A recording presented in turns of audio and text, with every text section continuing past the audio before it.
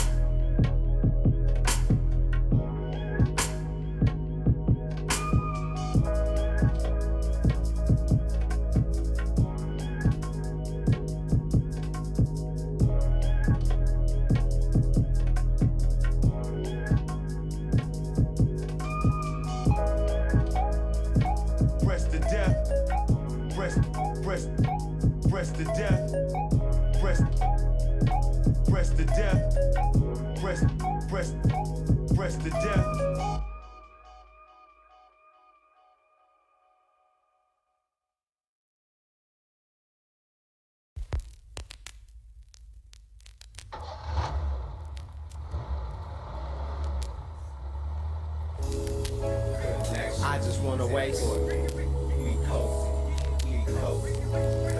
I just wanna waste time with you. We coast. Connection is important. Gliding out PCH. Connection is important. Riding out PCH. We coast. I just wanna waste time with you. Gliding out PCH. Riding out PCH. I just wanna waste time with you. Riding out PCH. Gliding out PCH. The kryptonite air provided. Lighting out PCH. Let's catch the supermoon. I got some new weed to blaze. And I thought it'd be the perfect score. Cause good times actually come along. We was gliding out PCH. Riding out PCH. Pacific coast coasting. Now we right near the ocean. I'm from the D, I never see large bodies, but I see. I just wanna put the E some bodies when you gliding out PCH. Riding out PCH.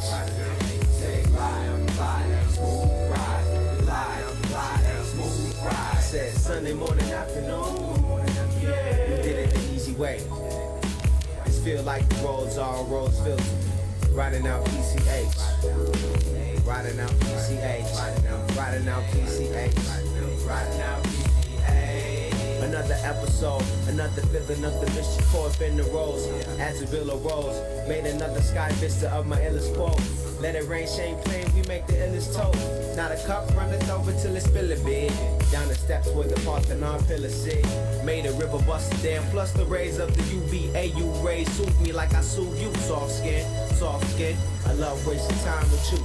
All 10, riding out PCH. Riding out PCH. Let's catch the supermoon. I brought some new weed to blaze. I love wasting time with you. I love wasting time with you. Riding out PCH. Riding out PCH.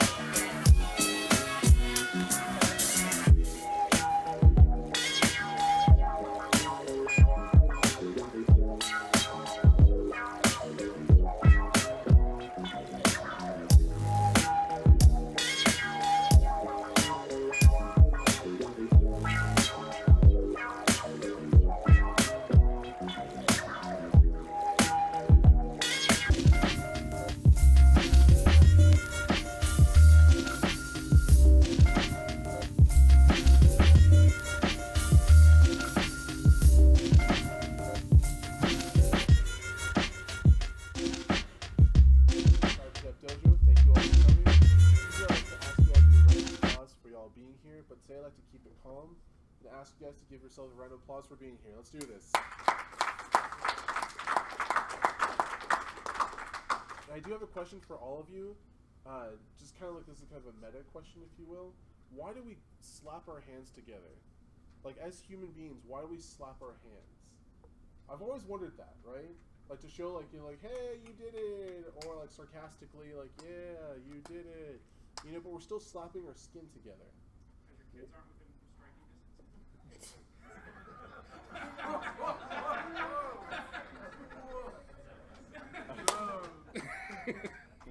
I think they answered my question.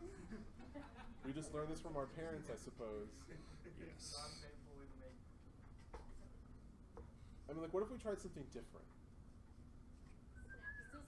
Well, no, not snapping. Snapping like involves still like. No, that's yourself. way hipster. We can't be doing that. Yeah. Like, Yep. because like at some point in history, this must have been awkward to do, right? I think it started in Rome. Started in Rome. Oh yeah. How about we go like this or like this? Oh wow. I think that started in Rome too. I mean, this is pretty simple, you know. Yeah. Somebody Google it. Why do we clap? So, I guess like as an alternative, if you don't want to injure yourself by slapping your skin together, just kind of like. Like. I mean, some people might have like really weak wrists, like Or really like strong David over hands. here, or or both.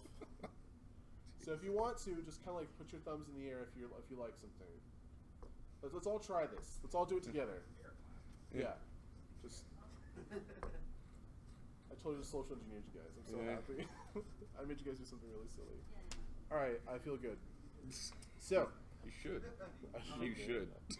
I should do a talk at SAP size on this very thing.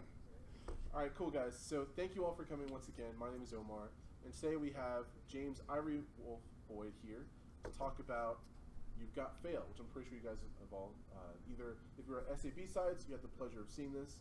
If you weren't, you've got this awesome opportunity to do so.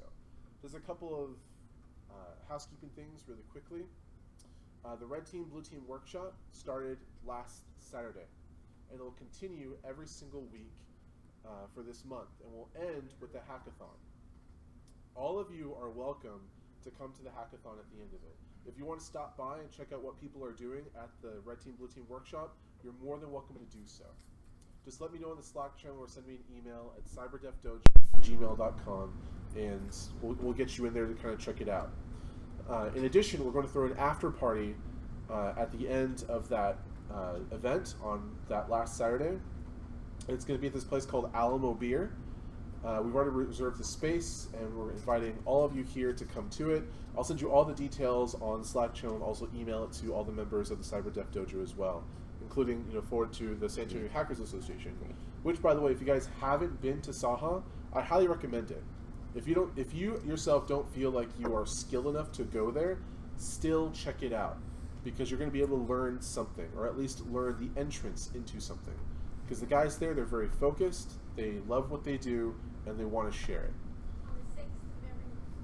On the 6th of every month. Yep.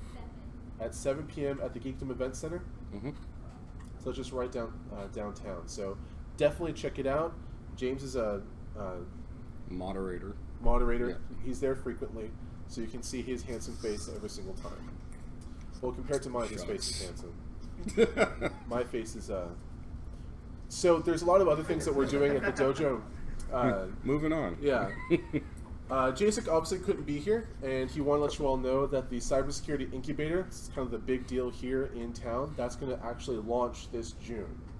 It would have launched back in April, but politicians. Yeah. But their schedules are very finicky, so it will happen this June. If you guys are going to the Tech Block meetup next week, they're going to do the announcement there, along with some HEB announcement. I think they have like a new, like vanilla milk or something they're going to tell everyone about. It's a big deal, guys. That vanilla milk is really delicious. It's 2%. They might have like a whole milk one. God, you guys are such a dead audience. It's like flavored fatties. That's right. All right, cool. So, once again, if you're not in the Slack channel, please email me, cyberdefdojo@gmail.com. We'll get you on the Slack channel so you can get all the announcements and all the news about what's happening here and how that's going to affect you. One last note. This community does not belong to me. This community does not belong to Casey. It belongs to Grayson. Just kidding. This community doesn't belong to one person or one group of people. It belongs to every single one of us in here. So if there's certain things that you guys want to see at these meetups, certain things that you guys want to do more of, help us make that happen. So I just want to let you guys know, you guys own this community. And if this community is going to continue to grow and enrich your lives, we want to hear your feedback. We want to get your input. We want you guys to have ownership of this whole thing. I'm just here to organize it and make stuff happen. I'm not a genius. I'm just a panda. So I do what I can. Help me help you. Help me help you. Help me help you. Help me help you. Help me help you. All right, guys. Let's enjoy this meetup. You're like Sheldon there. Just couldn't stop. Help me help you. Yeah. All right, guys. Let's give him a round of applause, please. Yes! Yes! Well, hello everybody. I'm James Boyd, aka Ivory Wolf, and this is my talk. You've got fail. So a little bit about myself. I'm a retired Air Force Master Sergeant. I've been in the IT security space for about 23 plus years, starting off as like lowly airman doing crypto maintenance all the way up to what I'm doing today. I'm currently a senior security engineer at Luminate. We do managed services for, basically think of it as a virtual SOC. And we do managed SIEM, IPS, and also managed fluency. Certified ethical hacker, Security Plus, some other stuff that's lesser known, but it still feeds the fuel for me. Saha and AHA, so I've been to AHA quite a bit up in Austin, and Saha is basically a spinoff for down here in San Antonio. Been hacking since '86, and that's on my Commodore 64 and my Amigas, and I'm a karaoke junkie. Yeah. So did you buy your Amiga at the Computer Experience? What's that? Did you buy your Amiga at the Computer Experience in town? No, I did not. So at this time, it was when I lived in Nebraska, so I was stationed at Offutt. Because I was a salesman there at that point. Oh, gotcha. Nice. Yeah, Amigas are awesome. So, the agenda, you're going to talk about the RFC 2822, the internet message headers, what generates these message headers. I'll talk about the lab environment I built to do all my work, and we'll do the blackmail breakdown, which is actually a tool, a framework I'm putting together to do analysis of emails for threat intelligence or just intelligence, period. I'll talk about the data set collection I have, a story time with Spam Ryan and Tom Hacks, talk about real spam and real fish, and then we'll close it up. So on to the RFC 2822. I bet you a lot of you don't remember that Dave Chappelle was in that movie, but he was. So, starting off, the RFC, think of a RFC as not a law. The RFCs are more guidelines. So it says this is how it should be, how this format should be formatted. This is how it should be used. But we've known throughout time, RFC has never been formally used in a lot of applications. So it's just the direction, but it doesn't always mean that that's what's actually happening. So the messages are normally divided into lines of characters. The line terminated by a character return or line feed. Now the limitations is no more than 998 characters per line, and they recommend 78 characters, and that's not including the character return and line feed. Now the character return line feed, that just is something from back in the olden days with the line printers. So you had your character return, and then which put the print head back where it needed to be, and then the line feed actually just moved the paper up. Also, you'll have the message header, which is basically the field name, followed by a colon, and followed by the field body, so whatever attributes that follow it. The message body is basically everything after the message header. Here's some examples of internet message headers. Now, this isn't all of them, but here's some of the most common ones that you'll see. So I'll just brush over a couple of these. Don't want to read them all to you, but the from and to, that's what you're always going to see in your inbox. When you look at your emails, view the source, you're going to see those that information. You're going to see, oh, it came from blah blah blah.com, and it came to, not always to you, but it always makes it to you. And I'll explain exactly why that happens if it's not even addressed to you. Then, of course, subject, message ID, and the dates. So how do these message headers get generated? Well, there's several ways. Starting off, when you first create an email, your client, the email client, whether it's Thunderbird, Outlook, or even if it's webmail, that's what actually creates the first set of headers. So it'll say, for instance, Outlook may actually say, here's my particular version of Outlook that I'm using to generate this email. So you can actually use that to find out what versions are actually being used on the internet. Webmail, a lot of times it'll tell you, hey, I'm using this type of webmail engine, which is powered by PHP, and then that gives you another indicator of how they're creating these emails and sending them out. Now, when these emails get to the server, depending on how it's configured, may add more headers to it. So Microsoft is really good about this. They like to throw so much crap in the headers that it almost, you don't even want to read the source of it. But a lot of times it'll throw in, here's this message ID. This is a signature that we're using for internal tracking. This is the user that it came from, and it just floods it. Also, you have relays, which if your email bounces around through the internet and finally gets to its originator, the relays could actually add other headers or even remove headers.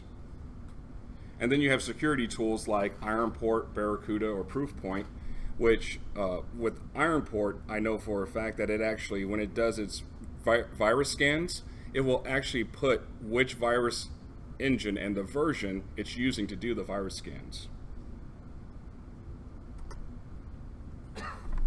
So here's an example of those. So Roundcube likes to use the user agent string and tells you what version of Roundcube it's using. Horde does something similar, but it actually puts in parentheses that is the Horde framework. And then Gmail likes to throw in the X anti-abuse, X source, and X source directory as well. Now, when you're sending from Gmail, it will actually use the DKIM signatures,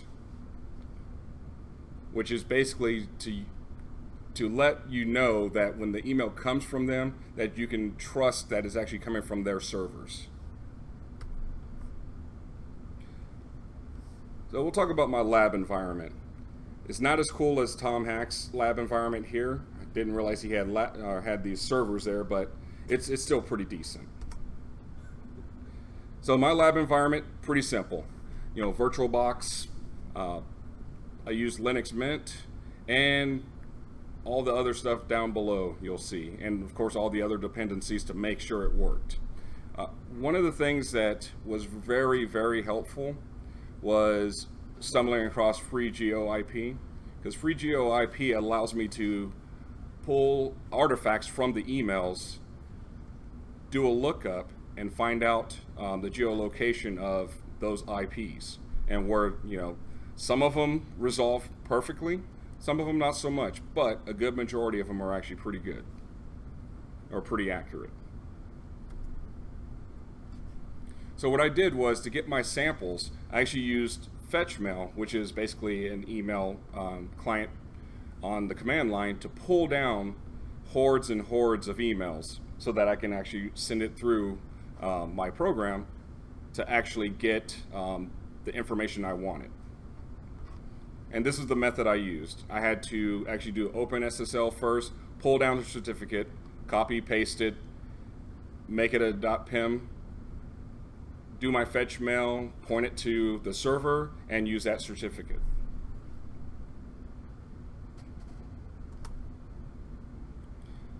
So after that, I received, gigabytes and gigabytes of emails. I started off with my script, BM parser. So yes, it does sound like bowel movement, but it's actually blackmailed parser. So BM parser. And what's that? I like the bowel movement parser. No, it is not that. Although I feel it is the shit, it's not. So I see what you did there. yeah.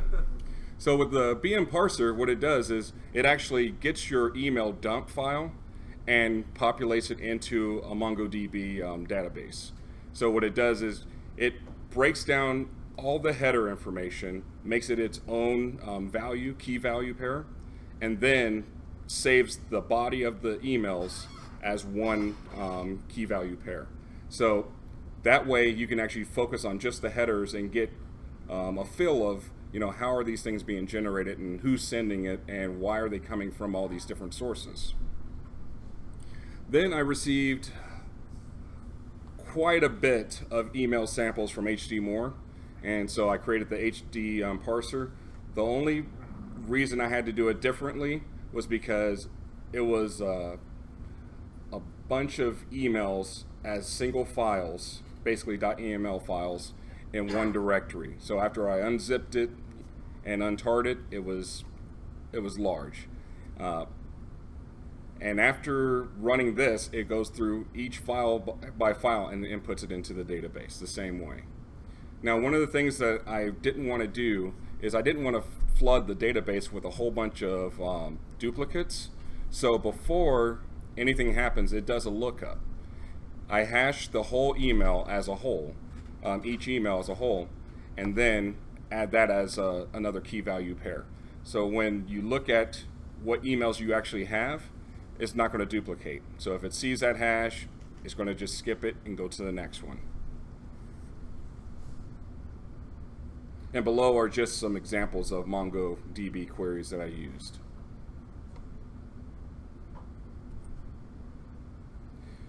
So here's an example of the dictionary or the document entry for MongoDB. So you'll see right here the envelope to content type, delivery date, received. Now, anytime you see multiple received, that means that it's gone through several servers or clients before it got to your email server. Excuse me. So in the event that you have a received and it says that it came from, it'll say from the server to the client. Once you receive that email and you see that there's 3 or 4, then that means that it's touched different servers before it got to you. At those times, generally, you can't manipulate it unless you have the rights to those servers to manipulate the data as it's coming through. So for forensics, it's a nice way to figure out exactly how this email got to you and where it originated, because everything is going to be time-stamped.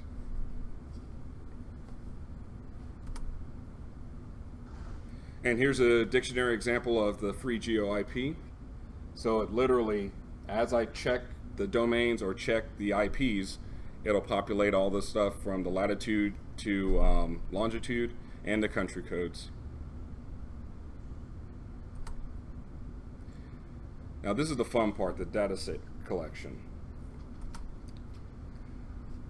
So I've gone through so far, since this last talk, I think a lot more. So probably closer to 2 million email samples. Some of them is legitimate, some spam, some phishing, some are personal, some were professional, and some were part of mailing lists. So the reason why I chose that wide range of data for my collection was because I want to know what is considered a legitimate email, what is, I know for a fact is spam, and then I wanted to look at the gray area, the stuff that's kind of hard to figure out. Is like, did someone really send this, or was this really spam? So that way I can actually work on better queries and more detection mechanisms to say, hey, this is only good and the rest of it we don't trust, period.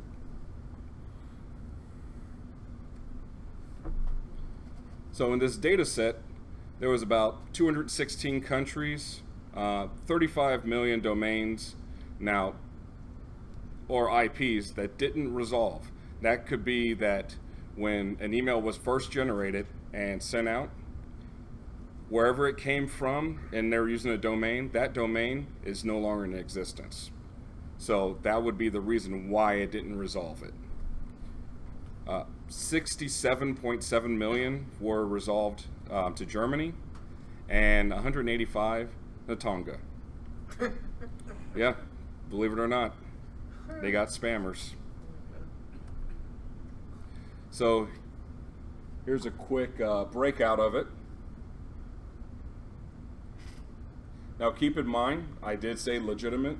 There is a service that I do use that, but I did filter it out as much as I possibly could for doing virus updates, and it comes out of Germany servers. So I did try to remove some of the from the data set, but some of them may have leaked in. So, but that being said, there was still quite a bit of maliciousness coming from Germany. Now the bottom 25. Vatican City. Yeah, so the Pope likes to hack. I mean, why not? It's fun. What's that? These are the fewest emails? Yes, out of my data set. So the bottom 25. And I honestly didn't think that some of these countries actually had that much tech. So it's impressive. Where is that? Burkina Faso. Is that West Africa? Yeah. Where's that? What is Cuba? Oh, man. We just won't talk about that. Yeah.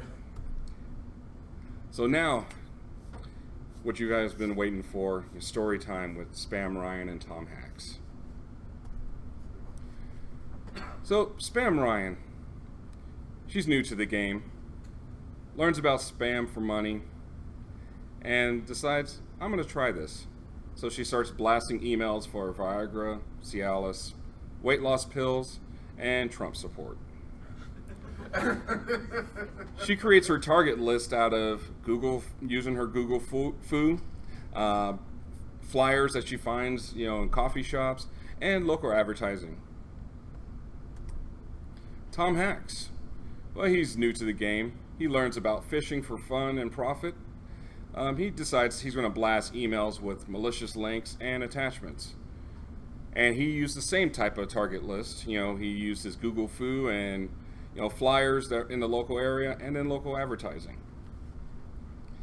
And of course, he's sure that someone's using an outdated version of Adobe. So Spam Ryan, she starts off with sending off this spam for a company that wants to sell this bacon cooker. So the Bacon Wave cooker, she decides, all right, I'm going to send this off, and she actually hits thacks@dogmeat.com. That happens to be Tom Hacks. And he's like, oh, yeah, I'm not buying your bacon heart there. So he doesn't believe in it, and he decides that he's going to use that because he didn't like being targeted and add a different link to it. So he laughs at the attempt. He yells, he's T-Hacks, and he used the spam, but with a different link to try to get someone else to click on it so that he can own them. So Tom Hacks, sends off the email, and but he made a couple of errors. One thing he didn't do, he didn't think about, hey, maybe I should check, how my email client behaves before I start to send out attacking phishing mail. So Spam Ryan, she receives this email, and she didn't click it because for starters, she knew it originated from her because it was the same format, everything. She reviewed the source and figured that it's probably a Windows user. And the reason why she thinks it's a Windows user, because 9 out of 10 times whenever you're sending an email, based on the host that you're sending it from, it will send the message ID based on your actual host name. And since his host name and that is dogmeat-pc, a lot of times when you install Windows, you'll see that -pc at the end of it. And that's a good indicator that it's probably a Windows machine. And then the local IP for Tom Hacks is actually the 192.168.22.111. So she decides to talk to other spammers in her crew to find out about this guy. So they meet up, they're talking, and he says, "Hey, I keep getting spam." She goes, "I keep getting phishing emails." In their heads, they're thinking, "I'm totally going to spam you and I'm totally going to phish you." So Spam Ryan versus Tom Hacks, they decide they're going to do their campaigns. So Spam Ryan, she sent hundreds of emails based on the dogmeat.com domain. So that would be like admin, administrator, Bill, Bob, just flooded the domain with all these fake requests or fake email addresses. End up hitting Tom Hacks' inbox, and since he's using or didn't have control of his Exchange server, he was locked out and couldn't send out any emails because he was over his limit. Well, before that actually happened, Tom Hacks actually was able to send out 10 emails targeted to her, disguised as e-coupons and store ads. So Spam Ryan used her new coupon and realized that she got pwned. So now we're going to talk about the real spam and real fish that I've actually come across. I only selected a few because I thought, hey, these are awesome. So the first one, don't ask me to pronounce it because I don't know. But this is one that actually ended up in one of my inboxes. It says that it was received from RollingComputers.com. Well, RollingComputers.com, the IP resolves to 173, and it's in Utah. But yet, received from the IP address is actually from China, right here. So even though it's stating it's coming from that server, it isn't. All they did was just mask it and manually input that information and then send off the email. They missed the L. What's that? Hello. That's actually correct. That's correct. Yes, that's how SMTP talks. So you'll see either HELO or you'll see EHLO for the start of the communications. So, and then also you'll notice that Foxmail was used. The Xmailer right here, Foxmail 4.2 CN. So I did some research real quick and come to find out it's a very common email client. It has two versions, China or Chinese and English. It's actually an email client that was developed by Chinese programmers. So the odds are, put 2 and 2 together, walks like a duck, quacks like a duck, flaps around like a duck, it's a duck. Here's the other one. This one states that it's coming from animals.com. Jacksonville, Florida. Not the case. But they use a different email client. They use Outlook Express instead.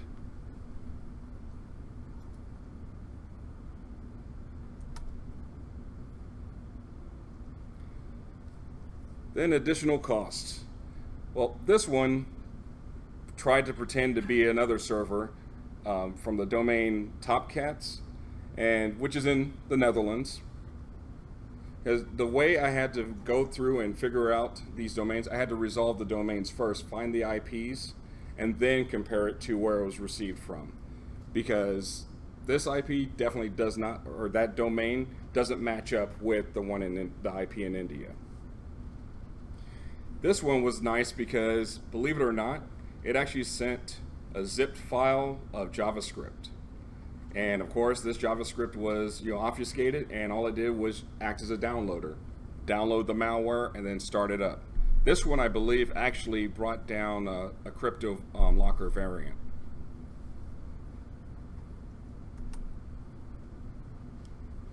This is where it was very interesting.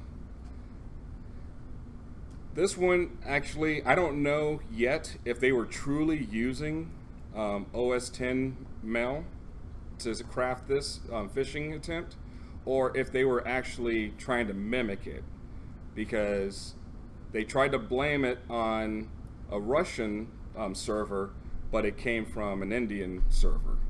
So it was pretty interesting. This one I still don't have enough data on, but with more collections, hopefully I'll be able to find out exactly if this was truly a Mac. Yes. Oh. Could you go back a few slides where the Chinese was? So this was the one before it. Yep. That one. So this was bothering me the first time I saw it, and then I had to look it up, and it basically says develop human resources management. That's what it is. Which one? What it says in Chinese, it's developing human resource management. So you did a translation? Nice. Yeah, so it's 培养人力资源管理人才. So 人力资源 is human resources, and 管理 is management, or 管理人才 is the person who's the manager, and then 培养 that's developing or cultivating. Nice. Hey, there's always got to be one, and that's all right. That's right, get on my level. Or something like that. Don't ask me that one. I wasn't going to ask for any of them. All I knew, so when it comes to something like this, I look at the bits, the bytes, and the hex. And that's the language I speak. All right, here's another example. And if you see the trend, a lot of it, and now that you translated that one, a lot of it has to deal with either invoices, HR, resumes.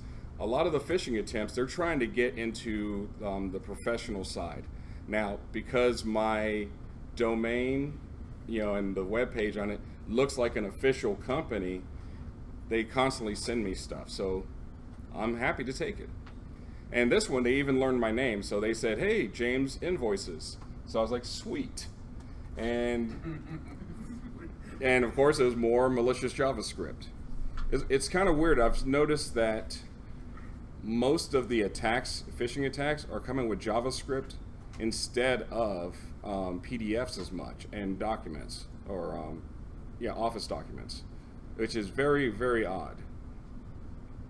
Why? Why is that odd? It's odd because JavaScript, so everything kind of repeats itself. JavaScript was being done a long time ago. I can't remember exactly how many years ago, but I mean, in the security realm, eons. So for it to see it to come back again, it's just kind of puzzling. So, but apparently it's still working. So if it's not broke, don't fix it. And all they have to do is get one person to click on it, and then they've got it. So they can blast it out to, millions and millions of people or systems. Eventually someone's going to click on it. And once that happens, then they establish their foothold. We'll replace JavaScript for the time. What's that? Like after JavaScript will away, what are they using instead? Oh, well, the big money maker was using PDFs at the time. So a lot of the exploit kits started to using PDFs as well as Java. So malicious Java applets, and that's what was wrecking havoc. But because certain attacks aren't really working anymore, they're kind of shifting. But eventually, the things that failed before will fail again, and they'll go right back to PDFs and everything else when they find new vulnerabilities. Is it because it's more difficult to scan, like an antivirus won't scan like JavaScript? Yes. So one of the things I have actually seen where if you allow HTML in your email, I've seen scripts get thrown in there. Most of the time it's picked up because that's, they know that they're going to try to, embed, malicious scripts in there. But at times they don't detect it, especially if it's obfuscated, and you'll have, okay, well, this value is this value is this. Now I'm gonna add another character. I'm gonna sub these characters out, and then I'm gonna concatenate all of them together. Now that's the actual script that's going to run. So, and that has been one of the issues. You can't really scan for something if you can't deobfuscate it. We need HTML and emails because we all need our logos and the footer and Yeah. the signatures and everything else. If we went You can't plain follow it and text, not doing it. yeah, if we went plain text, a lot of this issue would be done. Oh no. Yeah. Selling it's a whole other deal. It is, because everyone, you want that user experience, so Yeah. I know. It's, Do you ever think in ASCII art? well, yeah. You know, yeah. That it might make it a lot larger than the actual picture, though. Definitely. if you put enough detail in it. Also, I think JavaScript, they're tending more to exploit browsers using JavaScript. So that's a way of them like downloading just exploiting the system using the browser. True. Actually, and one of the things that's interesting is even if you have the JavaScript and they trick you into running it on your desktop, not in a browser, well, Microsoft likes to run JavaScript, so it will run the script engine and download the email as if it was being run in a browser. So Back to your business part though, I think they're doing that because it affects them more and it affects them quickly because we've dealt several times with, hey, we're locking your files and you pay us this money and luckily we've been able to get around it, but they can shut a business down real quick. and they have, and they've done it. The bad thing. So my background has always been malware. I love malware, and I don't love the fact that malware destroys everything. I just love the fact that it's like, wow, it's like you can make the system do that, kind of bend to your will, so to speak, but more on the defensive side. That's where I've always wanted to, always been. I hate the crypto lockers, but I love them because it is the smartest. If you're in that realm, it's the smartest move that any malware writer has made. It's like, I will just encrypt all your stuff, hold it for ransom, and wait. And when you make the payments not so bad, people will pay a couple $100. And you hit enough people, you're bringing in a good payday. Yeah, and the good ones also hit your network drives. So they go, scan Yes, they the do. drive you have, and then all of a sudden your public drive is can't access. Exactly. And the biggest thing, the real thing that you have to do to protect yourself, backups. Backup. If you don't have backups, you're hurting. And that's how some of these companies have overnight just gone, tanked. So, not having the backup, can't recover, they're done.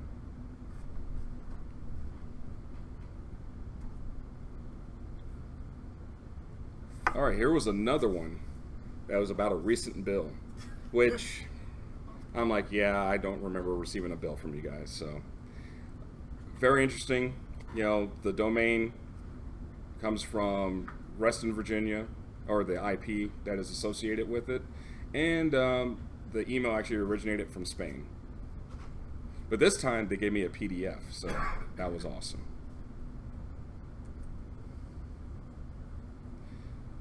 So last time you'll get to see Dave Chappelle on this slide. So we talked about the RFCs. RFCs are great, to kind of lead you in the right direction, but the powers that be don't necessarily follow these guidelines. We discussed the internet message headers, which there are so many out there. Keep in mind that just because one didn't show up on the screen, that one may just appear. It all depends on how the clients are created, how the servers respond to the email traffic, and what is actually interacting with the email message as it's flowing through. And that also covers the message header generators. My lab environment, which still needs some work. I mean, it was fun for this, but I've got a ton of stuff. My wife can attest to that. So yeah, I need to put some of those other servers to work. Talked about the blackmailed breakdown. which soon I hope to have a front-end GUI for it so that, you know, you can use it and not have to worry about, you know, running the commands separately. Talked about the plethora of emails that I have for my collection. Story time with Spam Ryan and Tom Hacks, and then the real spam and real fish that I came across. There's a lot of them out there. You can preach all day and say, be careful, don't click here, don't click there. But the next level is going to be similar to what we saw a few years ago, actually probably about, it was a long time ago, when there was a vulnerability with certain email clients. So a malformed JPEG may set, you know, us back to the dark ages. Just got to work on making sure everyone knows the hazards of just using email. Most of the time, they just say it's fun. Or it looks pretty because I got this one with this new stationery on it. If we can go back to the all text messaging world, all plain text, it'd be a wonderful thing. We wouldn't have a whole bunch of exploits, but that's not where we're going to be going because everyone has to have their pretties. You guys have any questions, comments, concerns? Yes. What did you find as an email spoofer, you know, that hid all that traffic? Like I know there's 333 mail, or there's a couple. Do you have any or know of any that you found through all these emails? That spoof the email headers, and it's a relay for email. You know, you send it here, then it forwards on, and it covers your traffic. So far, I actually haven't seen a whole lot of them. I didn't look at them individually, but I have them in my database, so I'll have to go back and actually do a query for them and see if I get any results. But most of the traffic that I have come across has actually been, they were pretty smart. They did them from coffee houses. So they would sit at their system, you know, at the coffee house, generate some emails and just broadcast them out to the world. So a couple of them I tracked down to a couple Russian coffee houses, but yeah, I'm not going to find the guy. I just know where he likes to go. Anyone else? Yep.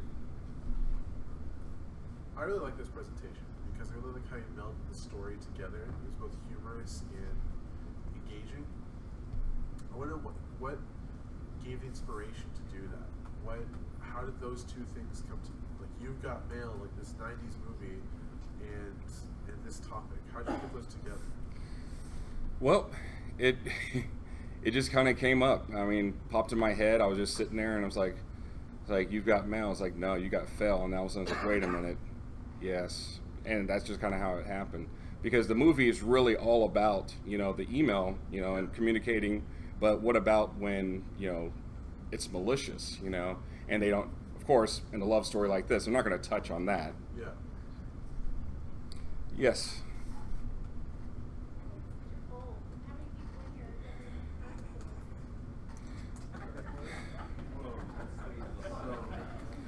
See? Anyway, I'm not going to talk to you anymore. Next. Yes. So you're able to track a lot of those emails back to their original sending points. And I don't really know a whole lot about how the email subsystem works, but wouldn't it be possible for these spammers and phishers to be sending their email to some other country and then having a server that's routing it there just remove their original sending IP from the heading of that email? Is that something that people Yes, if they have control of that server.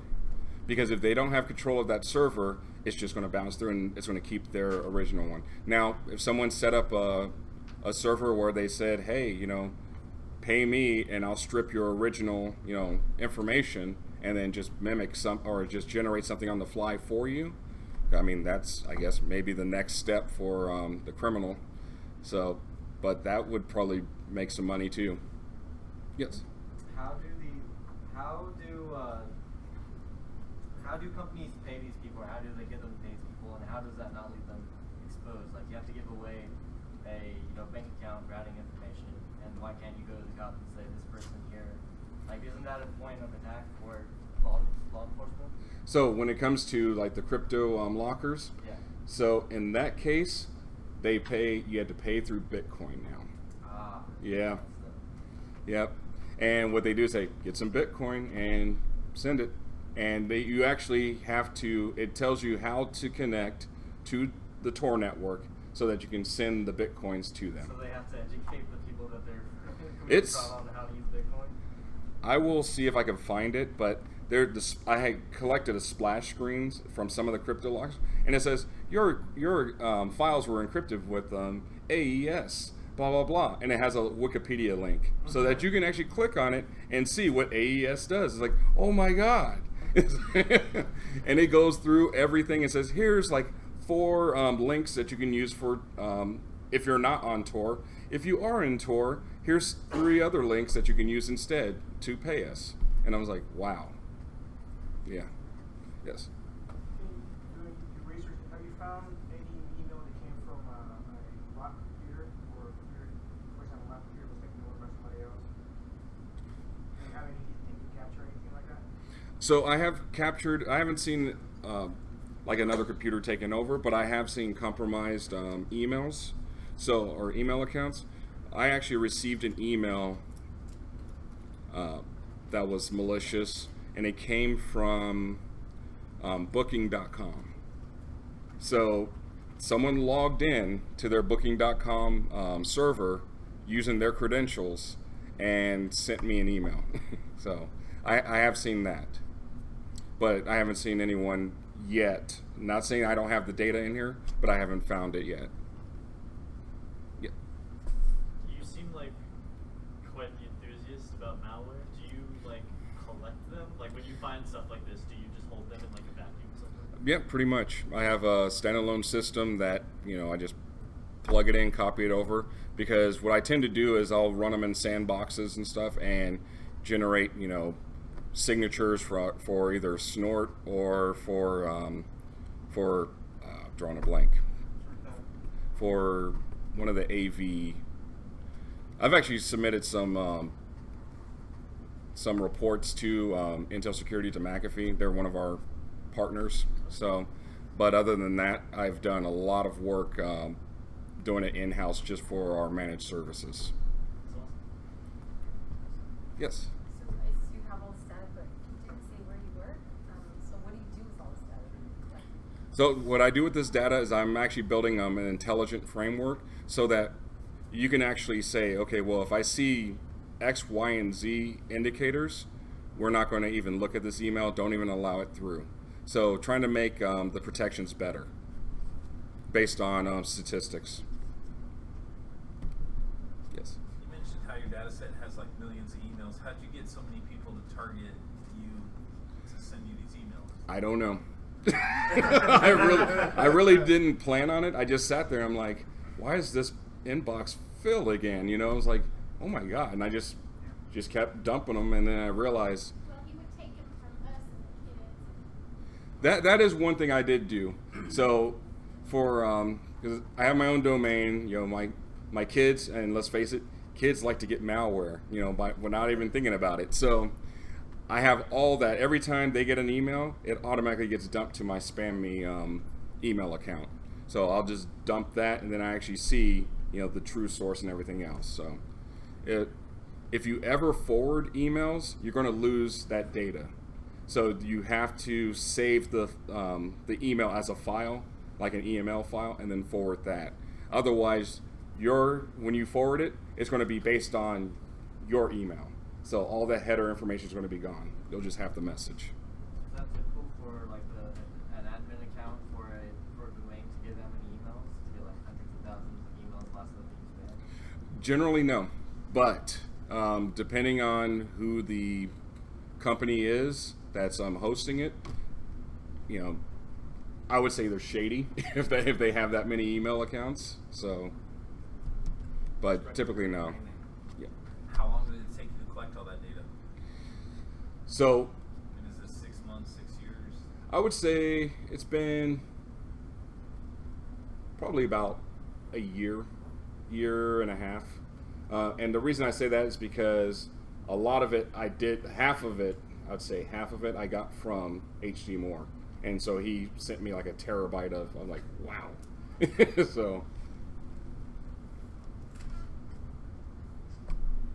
anyone else? Yeah.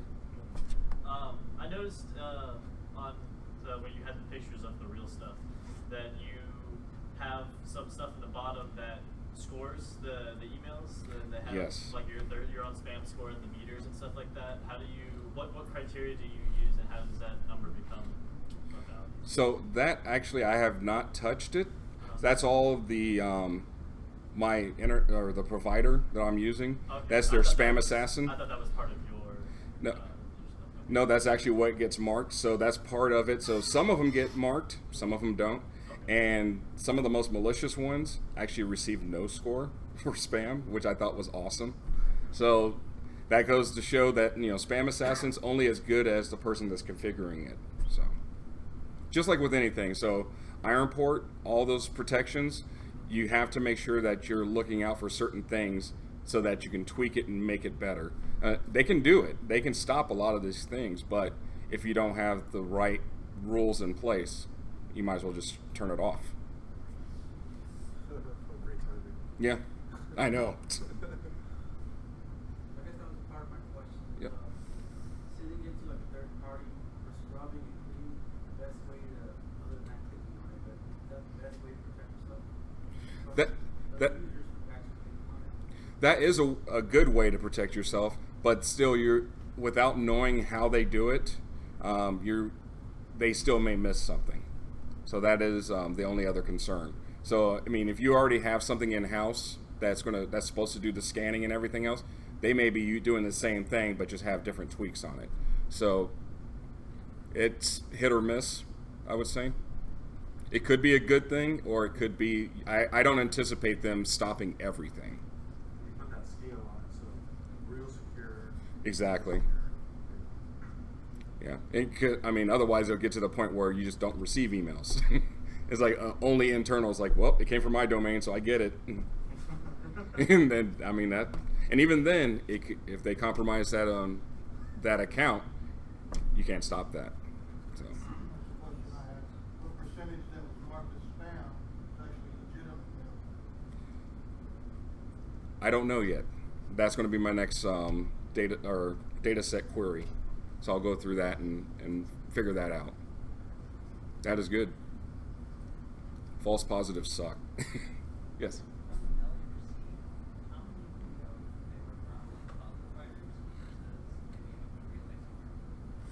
So most of them, believe it or not, I didn't see a whole lot of open relay traffic, but I did see a lot of the mailing list. So the clouds and stuff that are, have mailing lists spread out. Quite a few from Amazon Cloud. So, and that was half and half. So it's like a lot of it was, legitimate, and then the other one was, they just start up an instant, blast it out, shut down that instant. So, yes. What do you think allowed them to Germany? So some of it, probably a good chunk of it, was VX virus, I think it is. It's basically they keep track of botnets that are up and down, and so I get reports. Every time they'll ping and say, "Hey, is this botnet still up?" If it isn't, it'll send me an email say, "Hey, this one's down." It just keeps me updated. But a lot of those I did filter out. Now, on the other hand, there are quite a few malware writers in Europe, and a lot of them like to launch them from Germany. Saying that, if you block, I don't have business outside of San Antonio, outside of Texas. You say block anything out from other countries. Definitely.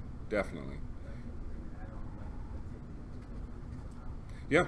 So as long as you have something that can actually see the email headers and analyze it. So if you had Spam Assassin, you could actually literally go through and say, I'm going to allow these, or only allow. I would venture to say whitelist first, and then have it dump everything else into a folder that you'll have to manually go through and look at. And then you say, hey, that's legitimate, I'm allowing that. Then add that to your whitelist. That would be probably a better way to do it than trying to guess what's good and what's bad. Bless you. The one thing that's hard about all this is explaining it to other people in management that they just think email appears and everything's safe and everything's good, and they don't know anything behind the scenes of what has to happen or what you're tracking or how you're protecting the company. Basically trying to save them from, you try to save them from themselves as much as possible. That's not going to work. Very true. Very true. I mean, all that porn though, and they're like, I yeah. Well, that's funny because that's all. Whenever they're joking, that's hey, it was my porn. I'm sorry. See the one thing that's still to this day. I mean, PGP has been around for long time, and even because since it's been around, people don't want to encrypt their emails. I mean, there's free alternatives, and it's the configuration that everyone doesn't want to deal with. But once it's set up, and you just have to have a good program with key management in place. And once you have that, then you can actually just start sending the secure emails. You're adding a little more overhead though too, aren't you? You are. But they say, hey, just send that email. We're not concerned about it. But keep in mind, emails are sent out in the clear, not encrypted. Yes, you may actually have an encrypted connection between you and your server that might be in the cloud. But once it's sent out, it's out for the world to see. So there are quite a few sniffers floating around the internets that will potentially pick up your emails. So your emails are not secure. And it wasn't built to be secure in the first place. No, it was not. A lot of the systems that we deal with on a daily basis were never built for this type of work. Security was an afterthought. It wasn't the point of what they were trying to do. So our email, for example, is in a sense, by today's standards, a broken system. In the sense that everything that we try to add on top of it is essentially trying to patch a vulnerability from here to there. But it doesn't matter how much you patch a bad engine, that engine's going to fail you at some point. So you're concerned about overhead, adding encryption on top of it. When you're just adding another thing to this broken thing. More thing to manage on top of what it's supposed to be already. Exactly. Yeah. And no one else will see that unless you're in IT, and justifying it sometimes, they never appreciate anything until it goes down. Yeah. There's actually a startup company that's based out of, I think, Boulder, Colorado. They were in Techstars about 2013. Their company name's called Conspire. And they are trying to be the LinkedIn competitor, but instead of having like a social network, they say the most powerful social network you have is your email. So when you sign up for the service, Conspire is going to read all of your emails and remind you when you should contact X person in order to continue relationship with that person, to not lose contact with that person. And so if you think about it, you're literally giving up whatever privacy you have with your email to a startup, which, by the way, the word startup also means really insecure and doesn't care about security because they care about the MVP, getting that stuff on the internet as soon as possible. So these guys understand your emails. Like I said, it's a broken system, and there's so many people out there trying to use this to make something of it, and it's like, well, why hasn't someone come with an alternative?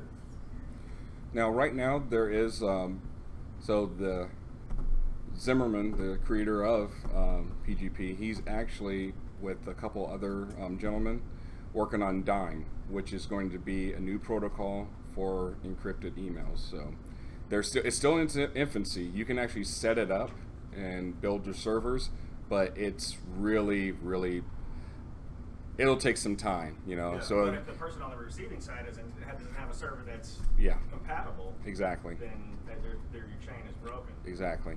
I mean, we already have like encrypted communications. Like we have like free apps like Telegram, for example. Yeah. That you could have encrypted communication between one person and another. WhatsApp is allowing for encryption now. There's some other ones out there that over time there's a lot more encrypted chat apps that are there. And it's just a chat app, but it's a lot easier to manage that because you're in control of those servers. Right. You as a company are in control of those servers. not each individual place has their own server in which to communicate with, which is why email is such a big deal. It's something that we use every single day, but we take it for granted, essentially, especially when it comes to security. Definitely. Yes. Just because you have a lot of experience over the years, I'd like to ask, since a lot of these spam and phishing attacks are going to be directed at whatever the largest audience is, the greatest probability of getting a successful hit. How have the spam and phishing emails changed over time now that we've seen, larger, like the most used clients, like Gmail and Outlook, now that they're starting to implement a lot of virus scanning and kind of starting to cleanse through their emails? How is that affecting the way that these phishing attacks are done? They just try to change it up. Gmail is a good example. Most of the time when an actual phishing or spam campaign's going on and it hits your Gmail box, chances are it will be in the spam. Now, there are ways to beat it, but it just, they take the chance. So what they do is they like to send it out and broadcast it and say, let's see what sticks. So, but a good majority of those, like for instance on one of my Gmail accounts, nothing. It's like no spam whatsoever. So it's like awesome. But then another one trickles in a couple others. So, but it happens. But just not often with some of them that are taking that approach. I think Microsoft does too with their Outlook.com, and I haven't received, I don't think, any spam, except from them. To kind of follow up on that comment, Rob, what was the average price that someone could get from a phishing attack? My 100 million email addresses for $100 on the dark web. The return is 1%. The average take is $4,900. So 1% of 100 million. Yeah. And each of those is roughly $5,000. That's why they do it. Yeah. A lot of money in it. Yeah. And once you get that sample too, all you have to do is just, based on those samples, as long as the domains are valid, just start, generating, fake, names and stuff. Something will stick. And now you have a larger data set of attack. So, career. Well, no, like every single startup has Yep. email campaigns.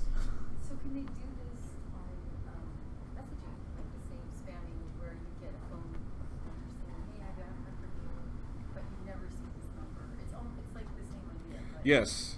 So it's kind of funny. I love it how they create the new buzzwords. So with that one, it's smishing.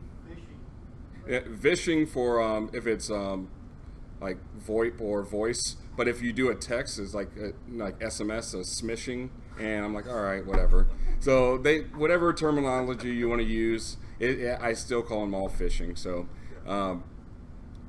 yeah, it's harder to do the text or the SMS messages just for the fact that I don't think anyone's worked on an app that allows you to analyze them and stuff before it gets there.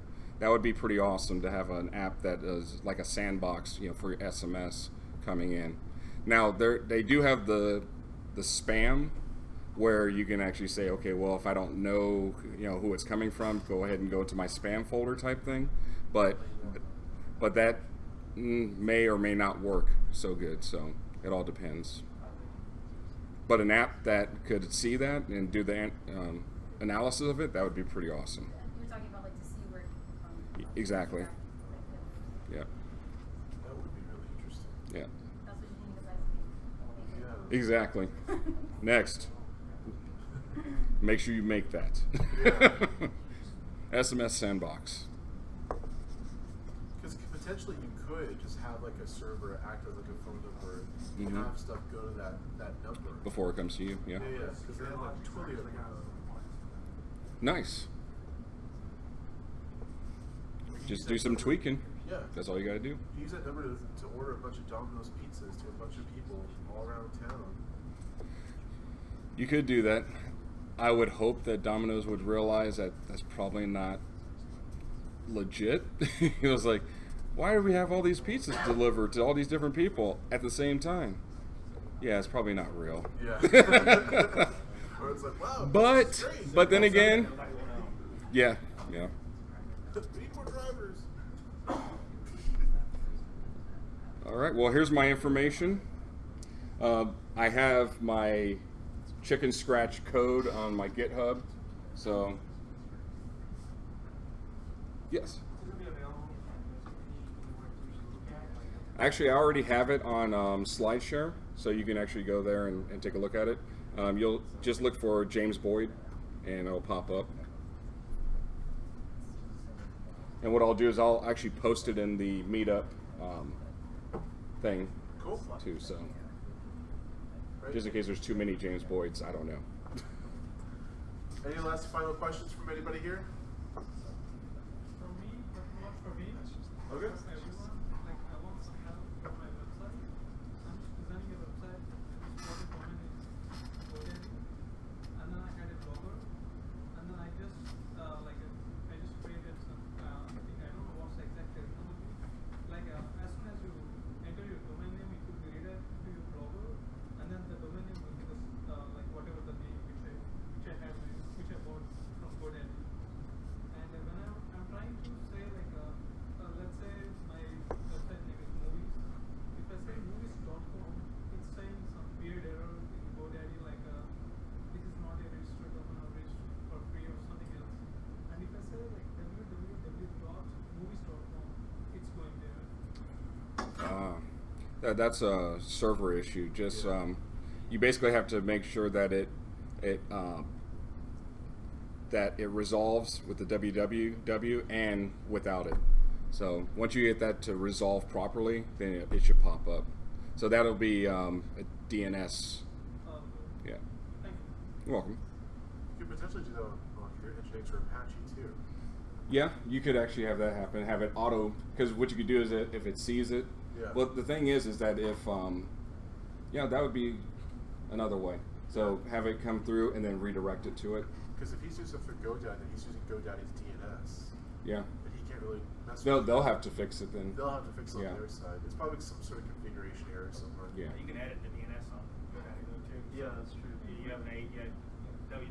Well, you can add like the C names and whatnot on that side. And you can say, you want it to be www, and then just have like I use DigitalOcean a lot, so it'll be like just have the star, the splat, meaning like that's the IP address you want it to point it to. It'll just resolve to that. Yeah, there's some of the Apache servers not getting it to the right directory either. Yeah, that could be too. Cool. Any other questions? Doesn't have to be about this. It could be something random, like my website needs help. If you want to talk about malware. Yeah. Does anybody have any experience with the Kaspersky anti-crypto where they actually have it? The what? Anti-crypt? No. They have an anti-crypto. So supposedly it catches the encryption and kind of rolls back somehow. I'm not sure how that works. Oh, are you talking about after a crypto locker? See, that would be interesting because the key is on the server, so I don't know how. Unless the keys that were being used were weak, then it may have figured out a brute force or something. That's yeah. Come to find out they have the private keys. Thanks, Kaspersky. Hmm.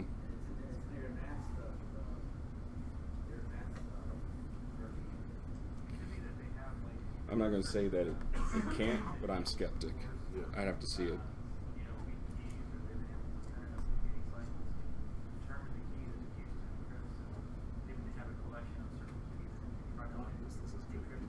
Mm-hmm. Hey, malware's fun. That last meetup we did with this about the malware stuff. Oh yeah. That was cool. That was real cool. Well, may do part 2 next time around. Because I've got a bunch of new malware. Nice. Yeah, I've got a couple of crypto lockers that are pretty awesome. That's cool. We should do like a ransomware type too. Yeah. Well, if the Kaspersky is if it's installed and that happens, could they just dump it or like just scan for a key in memory and just store that key?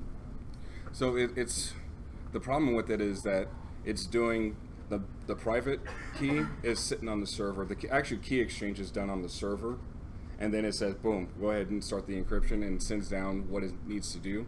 So it's going to be kind of hard for it to. You basically have to stop the connection to that server before it happens. So the crypto locker, as it's running, and it tries to go out to do the key exchange, just say stop.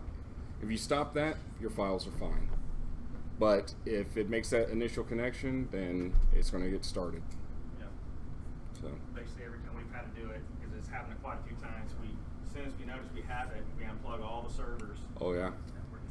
So that the client, it's not going to be on the server. It's going to be on somebody else. Then we have to run scans on everybody to figure out who has it. And once we figure that out, we have to clean it up, and then basically we have backups. Yeah. And we have to go back and replace the files that can't be opened because of encryption. Now, one thing that I did to do a quick search to find out, which host was the culprit, is to do a scan for certain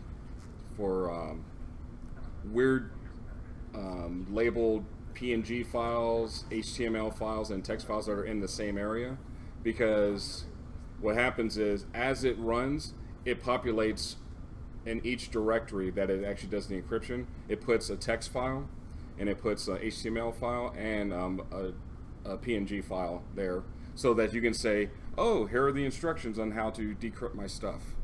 So if you find those files, and whoop, if it's sitting on there, it's that dude. He's the one that started this. A lot of times that was created by. Yep. So. Micah, you had any that you hit up? Yeah, like during this whole data collection, did you find any malware that just like mazed you or that scared you? The only one I found that was, well, actually no, I take that back. I did find one that was pretty scary, and it looked like it was part of a component of a potential APT. So it was nothing founded, nothing I scanned, advanced persistent threat. So, and it was part of a suite. So I manually went and pulled down the next things that it was going to pull down, and it was like 4 or 5 different executables. So, and one was a DLL that I was, leveraging. So I'm like, damn. It's like, I'm glad I did not, have this one hit me, because that would have sucked. All right, cool. Let's give him another round of applause, please.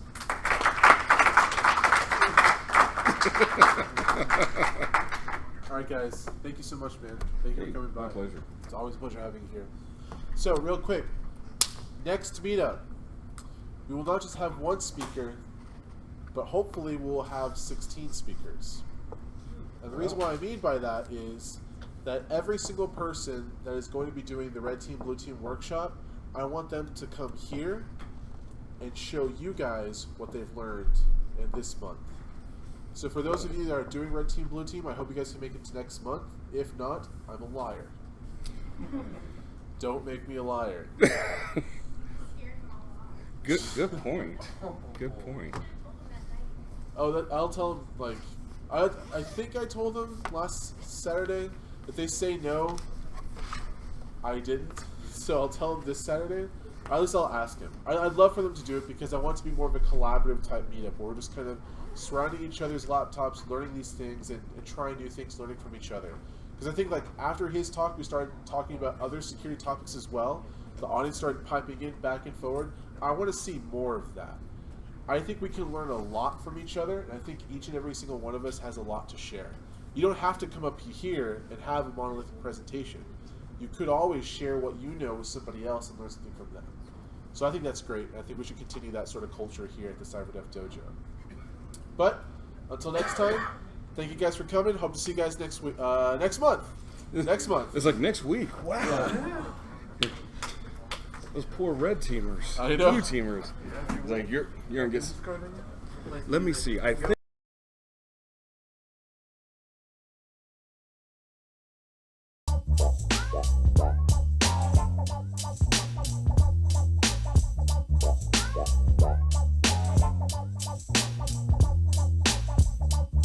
Yeah.